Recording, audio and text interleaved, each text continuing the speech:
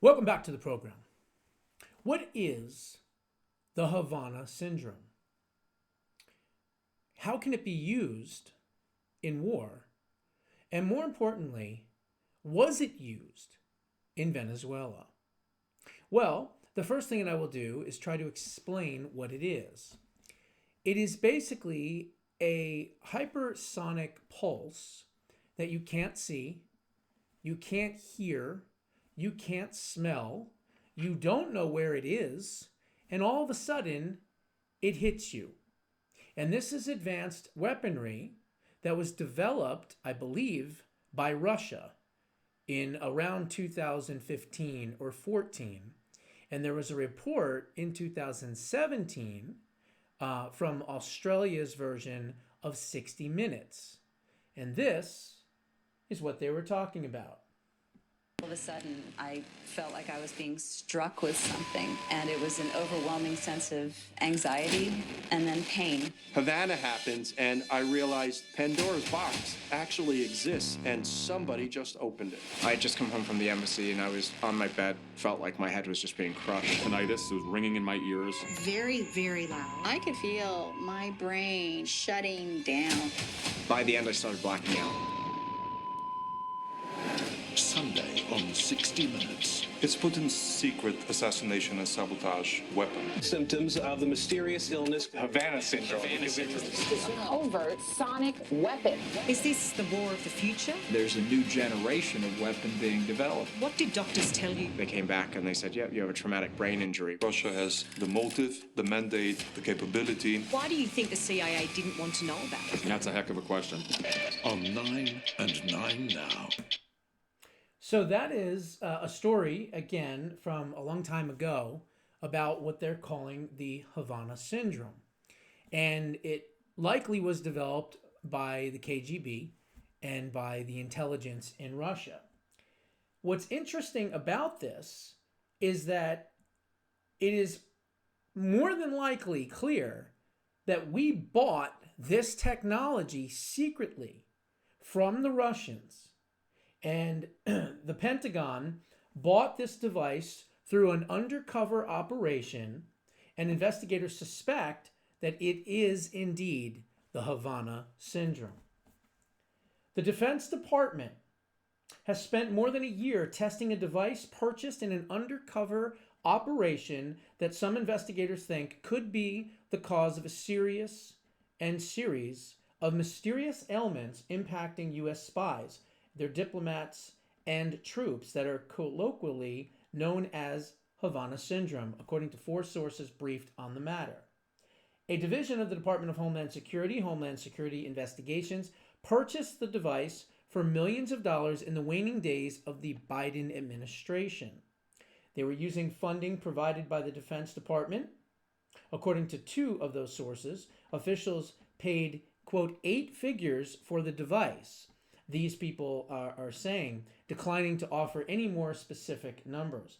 The device is still being studied, and there is ongoing debate. And in some quarters of government, there's been skepticism. They have linked it to roughly dozens of anomalous health incidents that remain officially unexplained. CNN has asked the Pentagon, HSI, and DHS for comment. The CIA declined to comment. The device acquired by HSI produces pulse radio waves, one of the sources said, which some officials and academics have speculated for years could be the cause of these incidents. Although the device is not entirely Russian in origin, it does contain Russian components, this person added. Officials have long struggled to understand how a device this powerful could cause the kind of damage some victims have reported could be made portable. And that remains a core question. According to one of the sources briefed on the device could fit in a backpack, one person said. The acquisition of this device has reignited a painful and contentious debate within the United States government about Havana syndrome, known officially as anomalous health episodes. The mysterious illness first emerged in late 2016 when a cluster of U.S. diplomats stationed in the Cuban capital of Havana began reporting symptoms consistent with head trauma, including vertigo and extreme headaches. In subsequent years, there have been cases reported around the world. In the subsequent decade, the intelligence community and the Defense Department have sought to understand if those officials were the victims of some kind of directed energy attack by a foreign government. Senior officials are saying publicly that there wasn't enough evidence to support that conclusion, and victims are arguing that the U.S. government has gaslit them and ignored important evidence that Russia was attacking American government officials. Still, defense officials considered their findings serious enough that they briefed the House and Senate Intelligence Committees just late last year, including a reference to the acquired device and its testing. One key concern now for some officials is that if the technology proves viable, it may have proliferated, several of the sources said, meaning that more than one country could now have access to this type of device that may be capable of causing career-ending injuries to U.S. officials. So this is what I wanted to bring up because on X, there was this report. And what this says, and this is a report from a Venezuelan security guard loyal to Nicolas Maduro. And here's what it says. He said, this was absolutely weird and chilling, and it explains a lot about why the tone across Latin America has suddenly changed. Security guard says this, on the day of the operation to get Maduro, we didn't hear anything coming. We were on guard, but suddenly all of our radar systems shut down without any explanation. The next thing we saw were drones, a lot of drones, flying over our positions. We didn't even know how to react. The interviewer then says, so what happened next? How was the main attack? The security guard that worked for Maduro says this. After those drones appeared, some helicopters arrived, but there were very few. I think barely even 8 helicopters. From those helicopters, soldiers came down, but a very small number, maybe 20 men. But those men were technologically advanced. They didn't look like anything we've fought or ever seen before. The interviewer then says, and then what happened? Did a battle begin? The security guard says, yes, but it was an absolute massacre on our part. We were in the hundreds, but we had no chance. They were shooting with such precision and such speed, it seemed like each soldier was firing 300 rounds per minute. We couldn't do anything against it. The interviewer then says, and your own weapons, didn't they help? The security guard says, no help at all, because it wasn't just the weapons. At one point, they launched something. I don't know how to describe it. It was like a very intense sound wave.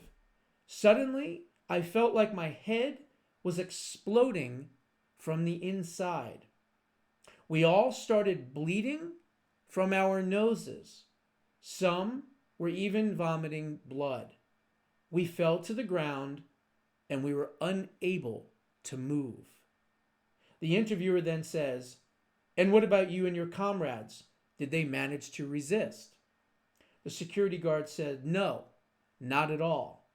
Those 20 men, without a single casualty, killed hundreds of us. This is what he's saying. We had no way to compete with their technology and their weapons. I swear, I've never seen anything like it before. We couldn't even stand up after that sonic weapon or whatever it was used. The interviewer then says, so do you think the rest of the region should think twice before confronting the Americans? The security guard says, without a doubt, I'm sending a warning to anyone who thinks they can fight against the United States. They have no idea what they are capable of. after what I saw and what we saw, I never want to be on the other side of that ever again. They're not to be messed with. Interviewer. And now that Trump has said that Mexico is on the list, do you think the situation will change in Latin America? The security guard then says, definitely. Everyone who is already talking about this, no one wants to go through what we just went through. Now, everyone thinks twice. What happened here is going to change a lot of things, not just in Venezuela, but throughout the region. So the question is, did they use the Havana Syndrome pulse weapon against the Venezuelans? And more importantly, against those 32 Cuban security guards. There was a video with Ducey from Fox News, the Peter Ducey, the young kid, Steve Ducey's kid. And he was showing that he was standing in this area near the Pentagon. And he's just standing there. There's no noise. There's no sound. There's no nothing. He's just standing there. And all of a sudden, he goes, ah, like that. And he backs away. So apparently, they can control how much of a pulse that they use in this weapon. So what it sounds like to me, and again, I can't verify this, but what it sounds like to me is that those 32 Cuban security officials basically got hit with this weapon, but it was turned up to the highest amount, which made them bleed through their nose and mouth, and eventually they died. So what it sounds like to me is that this weapon essentially is like a microwave. So somehow they shoot this pulse at the enemy and it like cooks their insides. And once it does that, they bleed out and they die. But it's silent. There's no noise. There's no boom. There's no, explosion, nothing. So the question is, and as the Venezuelan security guard for Maduro clearly says, these were two technically advanced 20 or something soldiers. So the question remains, were those 32 Cuban officials, for all intents and purpose, nuked from the inside? Remember, not one life was lost. They heard explosions, but they didn't hear gunfire. And that's important to remember. They did not hear gunfire. So the question is, if they didn't hear gunfire, how did those 32 Cuban security officials meet their demise? Answer, likely, this crazy weapon that apparently somehow we bought secretly on the black market or whatever, and we have access to it. And that means that these countries probably don't, number one. Maybe Russia does because it looks like Russia's the one that created it. But it looks like some of these other countries don't have it. And if they do and if they don't, I don't think they have the advanced technology that we have. And maybe we took it and maybe we made it more advanced than what it even was. So I don't know what's going to happen. All I know is it is a brave new world out there. And we are talking about weapons that we could only dream about in science fiction movies that maybe we saw years ago. Now all of a sudden have come to fruition. Scary stuff. Those are my thoughts. What are yours? Put them down in the comments below. We'll see you in the next one.